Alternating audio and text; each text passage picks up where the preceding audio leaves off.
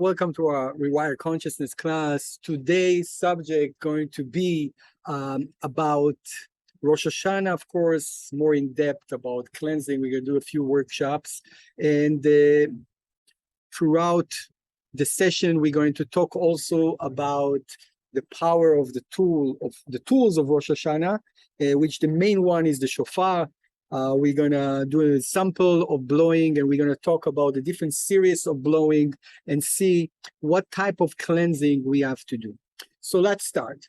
So we know that there is abundance of new energy that the Creator wants to bestow over us during this time, the time of Rosh Hashanah.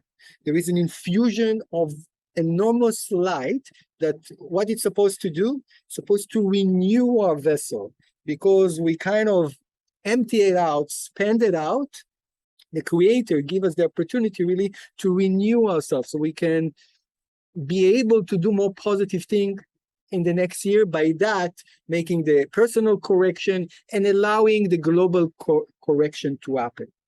Otherwise, we won't have that progress. Without the Creator infusing in new energy, new light, new positivity to the world, unfortunately, the world would collapse. But we know that it's impossible for that light to enter, for this enormous abundance to enter to our life, to enter, unless we're doing our cleansing and purification. So the purification is already have started in the beginning of the month of Virgo, and the totality of cleansing, the finale of cleansing, going to be on the day of Yom Kippur. This is the time that everything is washed away. So, but now we know that everything that entered to our vessel and make it packed and full, not allow for new light to come in, will cause, unfortunately, not allowing the Creator to give us the maximum energy that we want. Therefore, I want to take a few sections from the Zohar of study that discuss how we can do the different cleansing and what the shofar is really doing as the main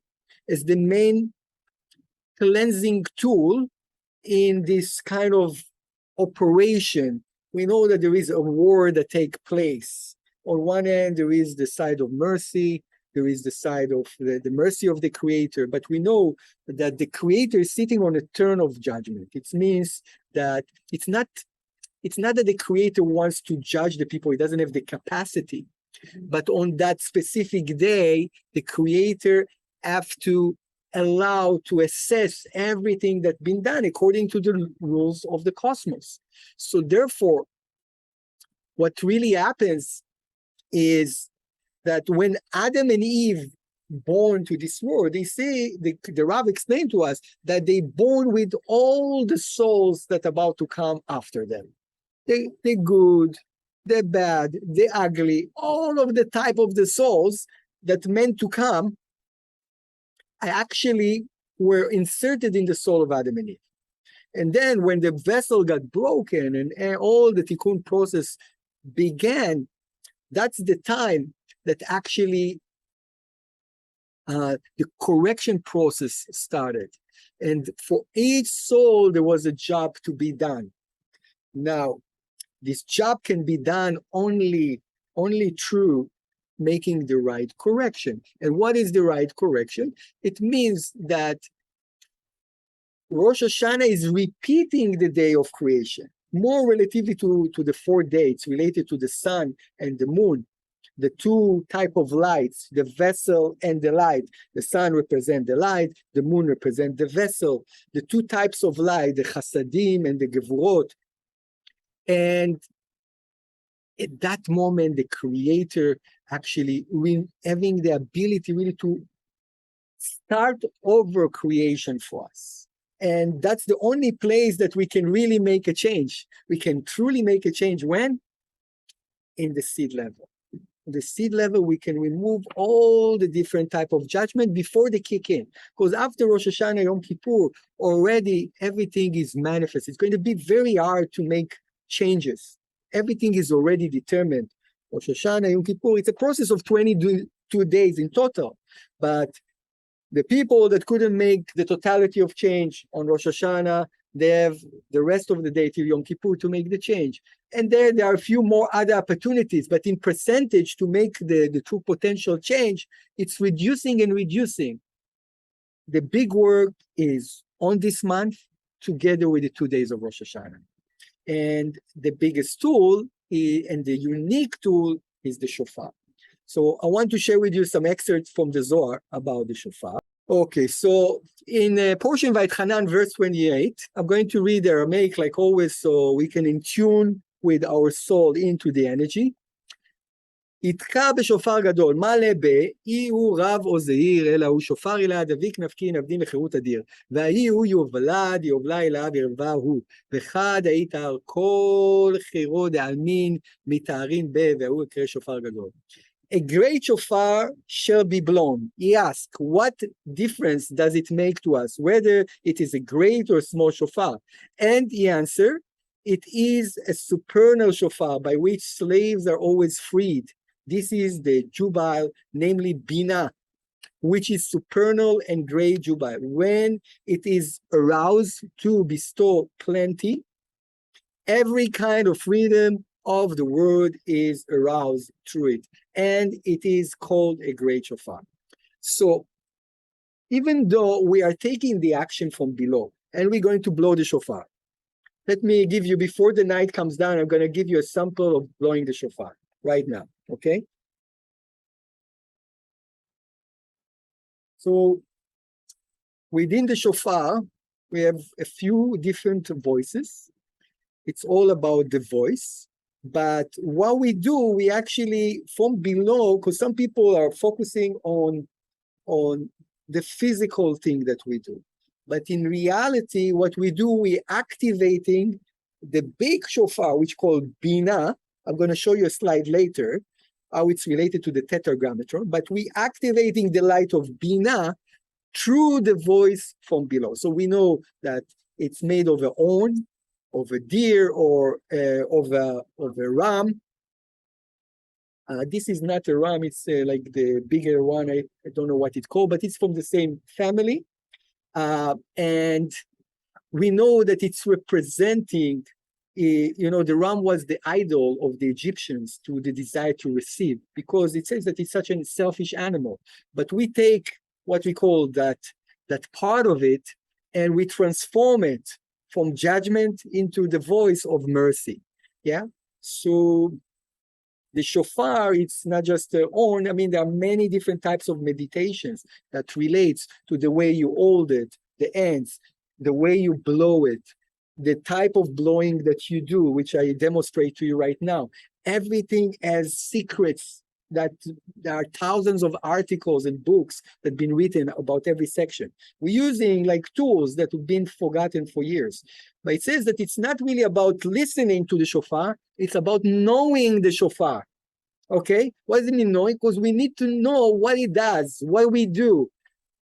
Knowledge is power, as the Rav said, And if we have that knowledge and we know every section, everything that's been done, most likely that we're going to actually be able to connect and download more energy. Okay, so I'm going to demonstrate. So the first is Kia, which is one voice. Then it's Shvarim, which is 9 voice, and then eventually it's the Kia again. Okay.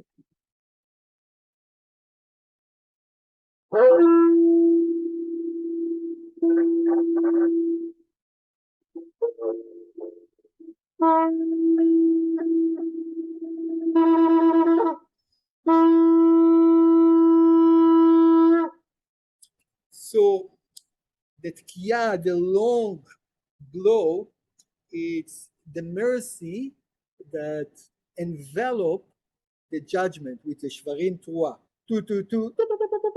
Those are the judgment that we are here to transform, to sweeten. What Bina does, like mercy sweeten judgment, okay? So the moment we activate that, we are in reality sweetening all the different judgments. Thank you. So what happens on the day of Rosh Hashanah? on the day of Rosh Hashanah, in the beginning, there is what we call a dormita. A dormita, it means that our soul mostly is being put into sleep, okay? And that sleep is for the mission of doing an operation. And says that there is what we call a sowing of all the judgment and separating them, taking them from the pure soul of who we are, that's who we really are, and take away all the attachments and bringing them to Malchut, to the body.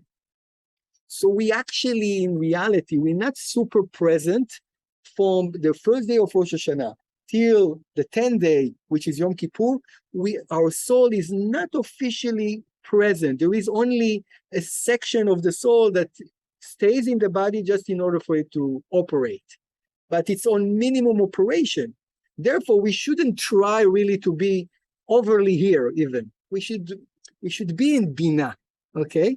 Because it says that in the 2 days of Rosh Hashanah, the Keter, the first level, Keter on the first day, is being already elevated to Bina, which is the most important. Keter is the seed of everything. This is the reason. Rosh means the head of everything, the DNA of everything. That's the reason.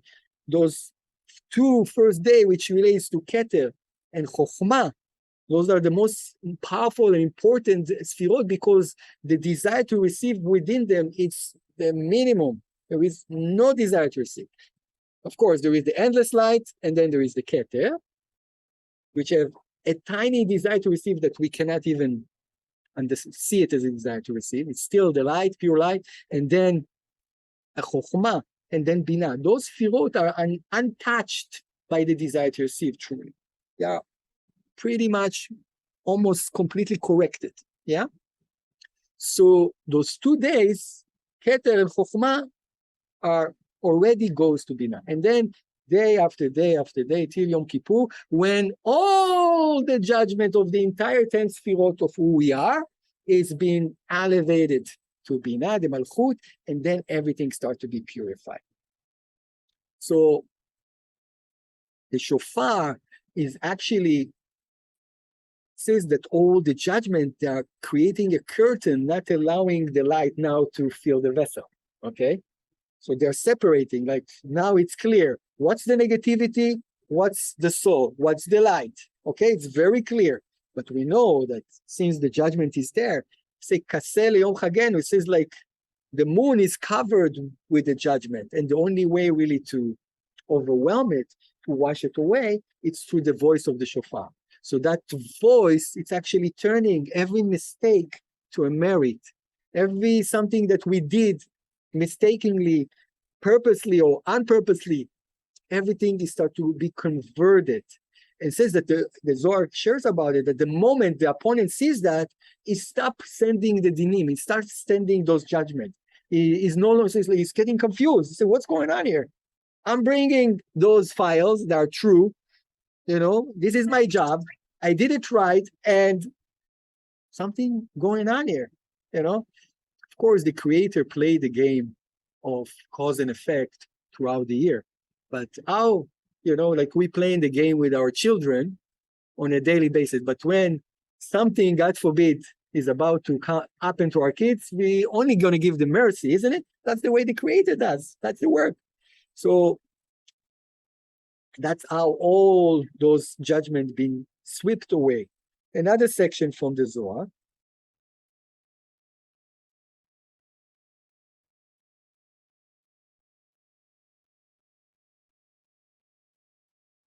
That's from Emor. והוא בעיה לנגדה, כל שופר מתתה וקל תאר שופר וכד מנשת הייבין מחת יון ובעינין נסתלק דינה בתאר רחמי כדין תאר שופר אחרי לה. כלה סליק לאלה אילון כלה ולהפקה באי שופר לתתה. להתערה שופר אחרה לאחזה עובדה בשופר יתרון לנפקה. דכלנין כולו באו שופר אלה לאחזה דכל אינון כלין דיללה. When the shofar is roused and people repent, so of course, repent, we shouldn't take it so literally, because it's not just about I'm asking forgiveness. I can be, I can be negative all year long, and now I'm coming and asking forgiveness, and I'm expecting everything to be cleared away. No, because what we're trying to sweeten, it's not like me regretting only. It's the impact, it's the ripple effect that's been done to the entire upper world. That's where the true damage is. That's where the light is being blocked truly. Yeah. So it's not just about the physical repentance. So they repent on their sins. The sounds of the shofar should resound from below. The sound arises up, and then another supernal shofar is roused, which is Binah. Mercy is awakened and judgment is gone. A deed must be displayed by the blowing of the shofar in order to awaken another shofar, Binah, and to draw from the lower shofar all those sounds, Tkiah, Shvarim, Truah, Tkiah, etc., to show that all the celestial sounds include in the higher shofar. The three details columns include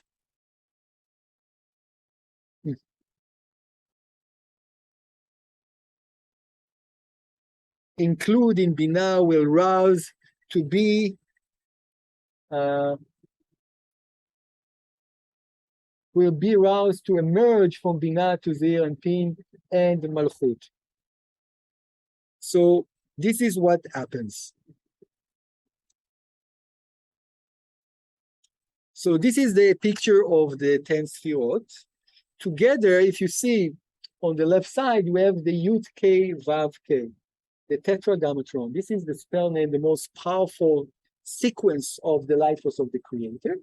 And we see the 6 Sfirot, which is above Malchut. Malchut is the lowest one. It's called Zeir and Pin. And then we see the 3 upper Sfirot. So we know that the first letter of the Yud Kevavke, the Tetragrammaton, it's called Yud, and it's referred to Keter. The second letter, the A, is referred to Binah. And then the Vav referred to Zeir and Pin. And then A refers to Malchut.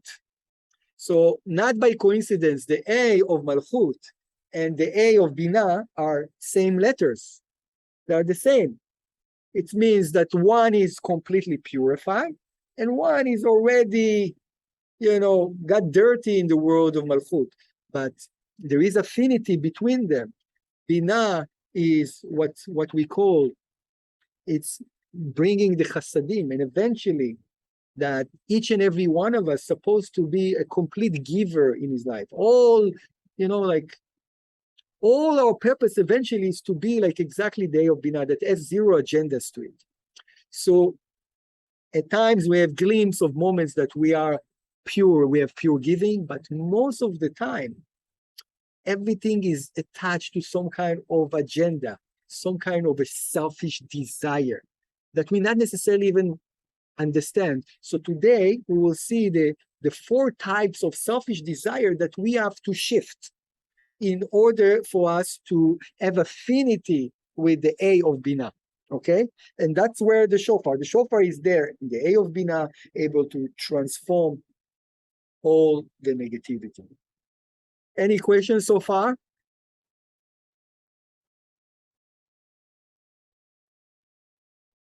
Okay, so let's start looking at the process of the shofar.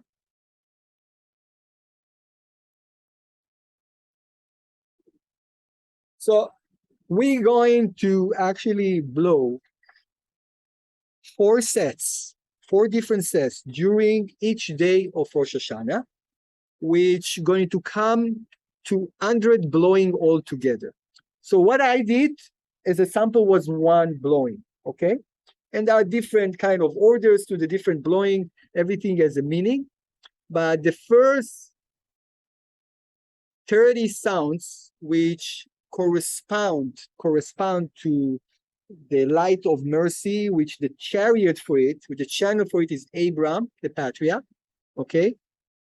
It's called idol worshiping, okay? And today we're going to go through, whoever is online, you can copy what you see on the screen. Make sure you see the presentation. And copy it for yourself, because we're going to try to see what type of shift to our desire in those areas, those 4 different areas that we need to do in order to come completely clean to Rosh Hashanah. Yeah. So the first one, as we said, it's idol worshiping. This does not refer to bowing down to a statue.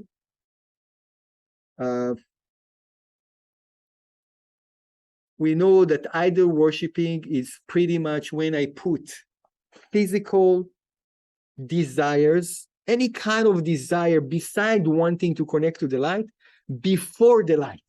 It's like the light is secondary. The teachings of spirituality is just a hobby. It's secondary. Much more important other things for me. I do it only when I have time. This is called, in a way, idol worshiping. What is idol worshiping? Because I created some kind of idol around me and thinking that that's much more important than connecting to the light.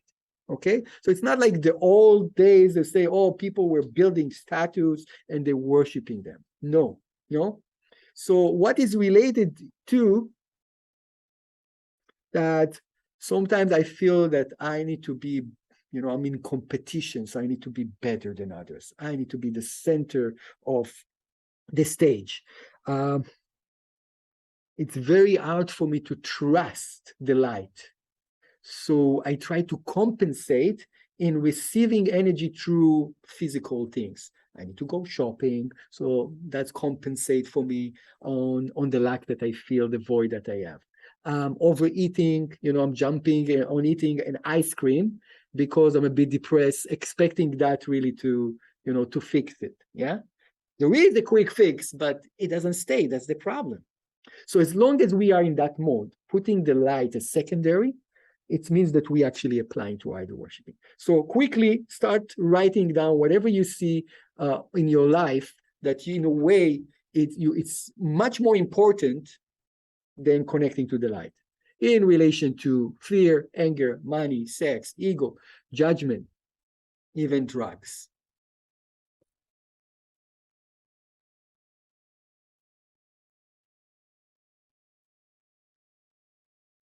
And I want you to continue and do this work till Rosh Hashanah.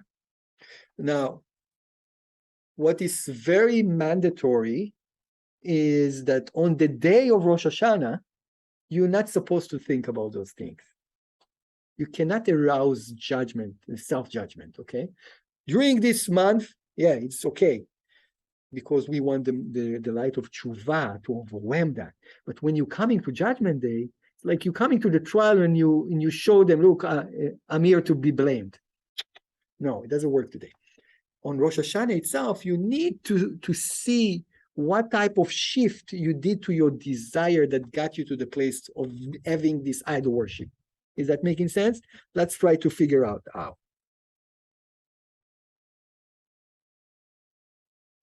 So let's say if I feel that only through money I can be happy, therefore I will chase after money making versus chasing after the light. Okay? So what would be my true belief, my soul belief, that I want to actually mantra during Rosh Hashanah when we're doing this type of blowings? What would it be for you? What would be the one that kind of counteract on those type of beliefs? That I want to put the light first in every area of my life. This is what you should think about. Is that making sense? Yeah. The only thing that is really important is the light. Of course, I can enjoy other things. It's not a problem. But truly inside, I want to feel that this is the most important thing. It's not what I want to accomplish, the book that I want to read or to write. Whatever ventures that I want to do are secondary to my connection to the light. It could be that there is so much ego there that they're going to cause eventually me to disconnect from the light because there is a selfish agenda here. But when I'm connecting myself to the true desire, I'm saying, light is first. I want light to be always first. I want the light to guide me what I need to do, what actions I need to take, not vice versa. Okay? So this is the first 30 sounds. The second one, which related to the level which we call Gvura, which is related to Isaac, the patriarch, and it's related to incest, adultery. So it's not about just sexual act that we are kind of, addicted to, so we're not monogamous and we like just browsing constantly around and betraying people around us. It's not just limited to external affairs. One can also cover another person's business, their children, or the material possession. It occurs when we fail fully to appreciate all that we have. This is also about relationship.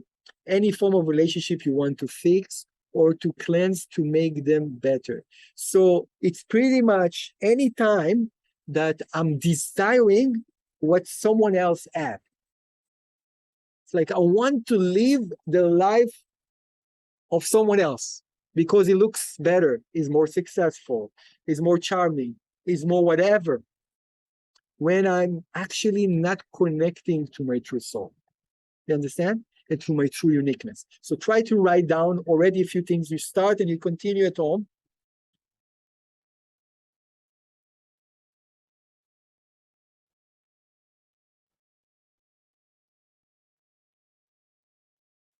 So of course it could be sexually, but not necessarily. It could be about anything that I desire that doesn't really belongs to me.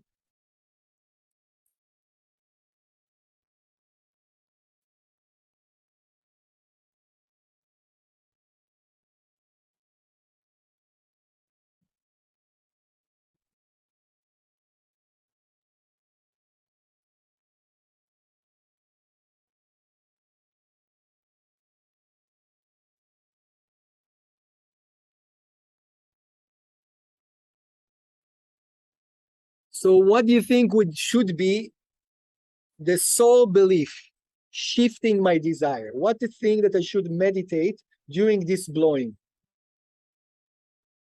of the shofar, through this set?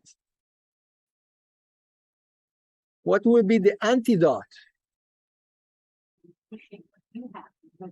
Good. Appreciating what I have. I want to be what I meant to be. I want to be the true me. Yeah, this is what we should mantra throughout this. That's, by removing this judgment, allowing that light that, going to awaken the uniqueness that exists within me, that I no longer need to look right or left on other people's businesses.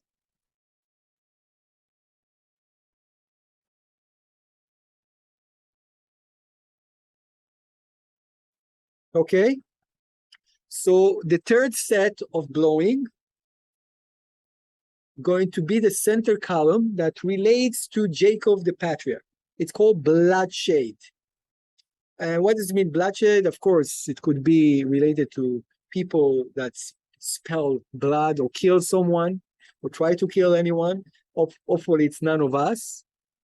But what bloodshed is, it's when you actually are causing someone to be red.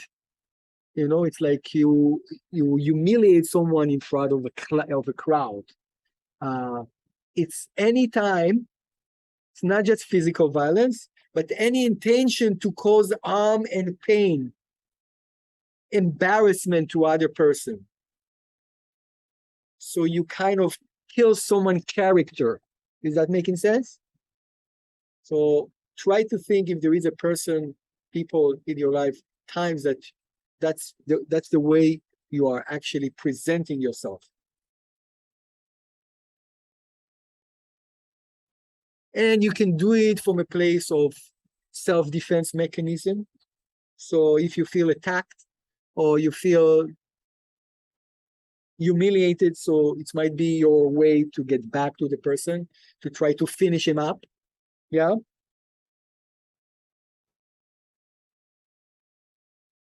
If we feel bitter, sometimes by putting someone else down, it's kind of, we feel that it's lifting us up in a way.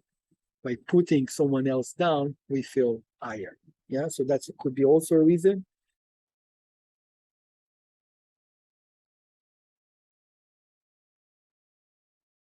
So this is another example.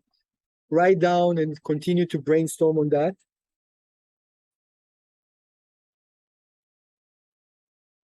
Anytime I cause shame or pain to someone else, what was my initial desire there?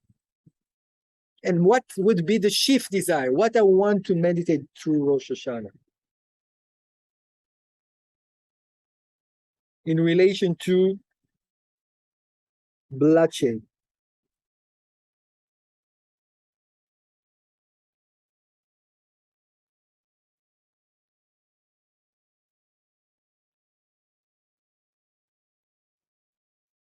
What would be the soul belief here?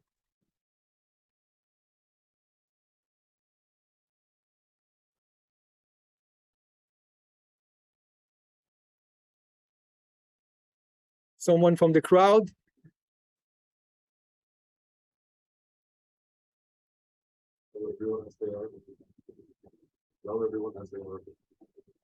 Okay, beautiful. I like it. So accept everyone as they are. Yeah. And if someone does something to embarrass you, to understand, to have mercy over him, to accept him, and to understand maybe he's in a limit place. Don't take it personally, pretty much.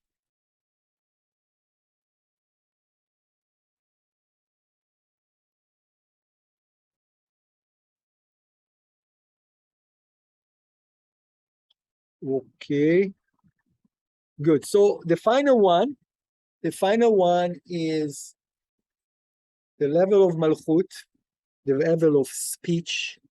Speech can be something that builds, construct, but speech can be something that destroys.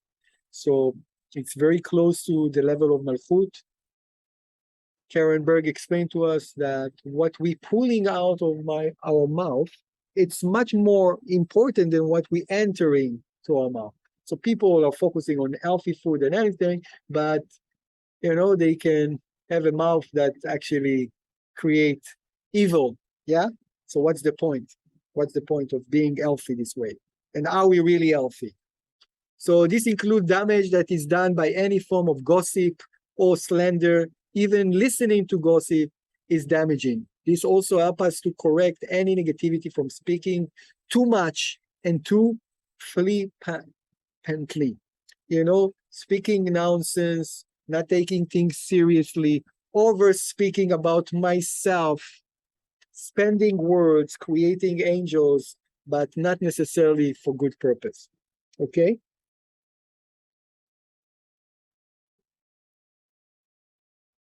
So usually it will happen because I'm reacting out of pain. So think for yourself, like, take for example, someone that you had a conflict and someone that caused you pain. And there is a true disconnect, a true fight between you. And it caused you really to break down the relationship. What would you do in order to justify this breakout? Usually it's going to be evil speech. You're going to talk bad about the person. You're going to share it with some friends just to do what? To compensate on your feeling and to feel that, what you did, it's the right thing to do.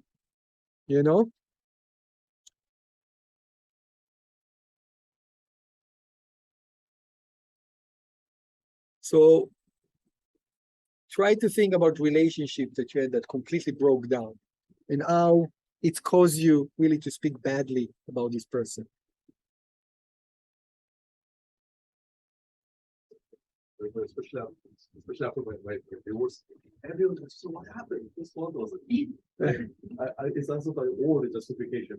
I need to like tell, and I repeat it multiple times. I'm gonna think about it. Sometimes when I in a job when I got let go off, then it would last. So why don't I think, oh, it's the boss, it's like this, and I have to give an explanation, and that time inadvertently I'm talking about the boss, or justifying my position of why I got let go off, or why I got let go off, right? It was like So what would be our sole belief when we come into evil speech? Taking responsibility for our part, as opposed to blaming the other and justifying. So I want to take responsibility for everything that happens in my life. I want to be forgiven towards others. I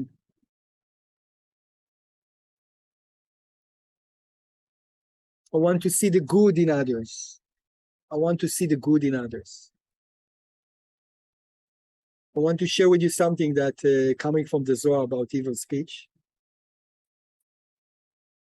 ועל דאור הייתה אכריזת ואמרת נצור לשונך מרע, וכתיב שומר פיו ולשונו, וגומר בגין די ששף שבתה ולישנה ממלן מילין בישין, הנו מילין סלקין לאלה, ובשעתה דסלקין כולם אחיזין מרמין סטלקו מסרוך נא דמלה בישה דפניו פינון, אתר לאחרא דכיב היד תקיפה כדין שפתה כדישה התעברה מיני, הסתלק ולא יכלה מלא כדר דכתיב, נעלמתי דומיה החשיתי מיתו. The Torah therefore proclaims saying, keep your tongue from evil. And who guards his mouth and his tongue? Since if his lips and tongue speak evil things, those things rise up, and when they do, everybody declare, begone from the proximity of the evil speech. Of so and so gives way to the path of the harsh serpent. The holy neshama is then removed from him. It is gone and cannot speak. As it says, I was dumb with silence. I held my peace and had no comfort. So in reality, every time we speak badly, we're activating the serpent, which is the opponent, and I'm losing part of my souls to my evil tongue. I'm losing. So we are trying now to get back. And what I want also to meditate, that I will use my mouth to connect people to the light. This is the most important meditation and soul belief that we need to have. I want to use my mouth to connect others to the light.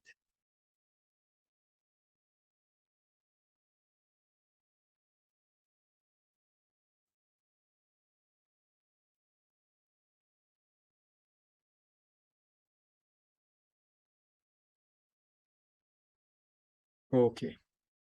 So on Rosh Hashanah, wherever you're going to be, and of course, better to be live, present with a mind like people. If it's in one of the centers, and of course, will be the best to be an international event with everyone in New York. Michael will, the main event, will meditate on the different things, looking while he's blowing the shofar. We'll meditate on thousands of segments of meditations and secrets that relate to the voice of the shofar. How it's sweetening the judgment, how it's tearing and separating the energy of Satan, putting it into, entering it into the Yud Ke Vav Ke, and how it's awakening the upper 13 a correction of dikna, of the ancient beard, as we call it. There are many, many different things. And one of the ways really to learn more deeper is to read the section of Rosh Hashanah on the book Days of Power of the Rav Berg, where he describes in details about all the process of everything. Now, you would see that at the end, we're going to do another very long blow. And it's bringing the counting into 101 blowing. And 101 is the numerical number of the angel Michael. Michael is the one that is in charge in bringing all the mercy to the world. So that's how we connecting everything and wrap everything about mercy transform judgment. That's how it's going to be. Okay. And this is the final workshop that I want you to work on, copy it, look at it. So when we said about this separation that we had with another person, yeah, and each and every one of us has some kind of relationship like that, that something that got broken this year, last year, 5 years ago, 10 years ago, doesn't matter. Now, remember, it doesn't mean that by doing this process, we're supposed to become the best friend of that person, because it could be that something happened there that there is no affinity. But that's fine, but I don't want to remain with the grudge, holding it, because it's going to block me from receiving the light on Rosh Hashanah. Therefore, I have to go to this kind of process of forgiveness. Yeah. So first, I'm going to identify a person that I have an issue with. When we talk bad about others to fulfill ourselves, yeah, realizing that probably was an evil tongue involved to justify our behavior. Then I realized that it's not personal. Being able to feel the other person's position and pain, to see why he acted this way, from what place of lack. We are not our klipot. So when you break with someone, something, you actually identify with his klipot. You're not identify with his pure soul. You don't see it anymore. Because if you see in his pure soul, most likely that you would find other ways. So being able to identify with his soul and seeing that where he is in his life caused them to behave the way he behaved. Many circumstances that build towards that, and it's not your fault. It's not about you. And then you give love, wishing well, if you can do it physically or just in meditation, wishing well and blessing the other person that has hurt us. And then you do confession, taking responsibility and forgiving ourselves. So this is a 5-step way for us really to cure a sample relationship that we had in life. If you can do it with others too, it's going to be very helpful.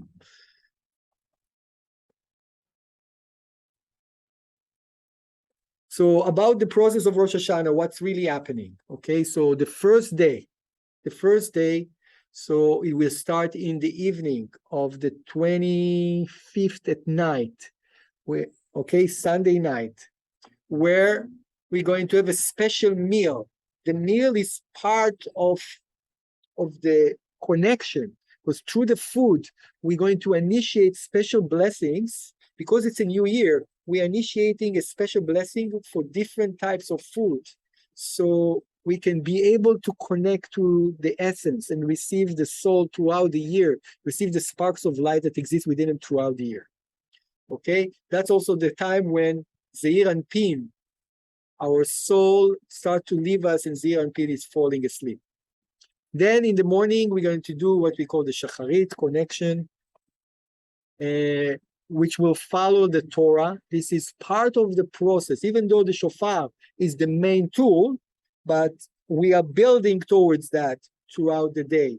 So the Torah, the segments from the Torah, the reading of the Torah about the birth of Isaac. Isaac is the left column, and the left column represents the desire. So we're giving birth to a new light desire, soul desire. Okay? Then we're going to start with Shofar meditation, and that's the moment when we awaken ourselves. We awaken the soul for the new desire. We awaken the Zeir and Pin. Our soul started to return. The 3 different blowing three sets will be, and the end of the connection will be over Musaf, and then we're going to do the last blowing. Then we're going to do a meal. We're not going to do a meal here, but usually it's good to do a meal, and that's the end. The second day, we're repeating exactly the same thing. Exactly the same thing. Now in the level of Chokhmah. The first day we did it for the level of Keter. Now we do it for the level of Chokhmah. So the sowing coming down and down, and the separation. Okay, so those are the first day is the harsh judgment, because it's in the consciousness level. It's in the thought level. Okay? Chokhmah is already what we call not severe judgment. Okay, beautiful. Some details on Rosh Hashanah will take place here, Toronto Center, and of course in New York, starting September 25th at night, and 2 days in a row. Of course, if you cannot attend, you cannot escape from work for everything. The night of the 25th is important, and the whole day of the 26th. We can still register to the spiritual tour in Israel together with Michael and Monica Berg doing the Sukkot. This is the part of the 22 days where we're bringing the light of mercy to our new vessel. It means that all the surrounding light, all the potential, it's starting to evolve around our soul. So it's very, very important. There is already a clean vessel, but we're drawing all the surrounding light to the vessel. And it's good to connect in the center point of the world, center energetic point of the world in Israel, visiting also the different Kabbalists that are going to charge us with their DNA. Yeah, so we made this series of classes available because of the Karen Berg Scholarship Fund. Anyone that hearing the class want to help us really to make more of this kind of events, allowing more scholarship, more people to connect, that's the best time to be giving, as the tzedakah is part of removing the different judgments that we all hold.